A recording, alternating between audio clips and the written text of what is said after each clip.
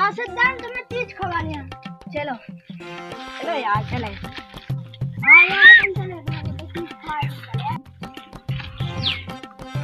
चलो भैया ये चीज खवा लिया कछु नहीं आया ये तक चले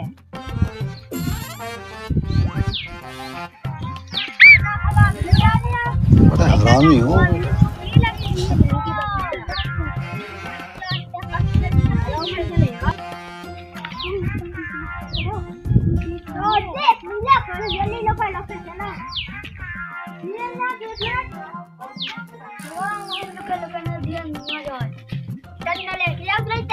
चलो देख आएगी थे अपन भाई आई के खा ले जा रहा है मजा आ देखो वो न कर लेवे देख न लेवे चलो हम देखे तुम्हारे देख यार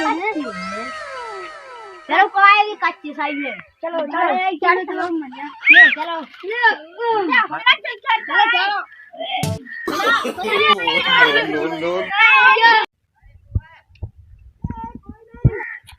काय पपी तक नहीं टोय आई ने तो यार मालूम है काय तेने टोय ये का की ने पटाई गए मालूम है बताई चल क्या ये तो पापा से कने पापा से गाड़ी हम ऐसे घूमने आए थे घूमने आए अब तो ना आज हां लेकिन तो पापा की दुकान है इनके पापा इनने देखो चलो निकलो तो जल्दी निकलो जल्दी सीधा से दिखा दे थे आज तो थोड़ा सीधा में दिखा दे तो पूरे थोड़ा है।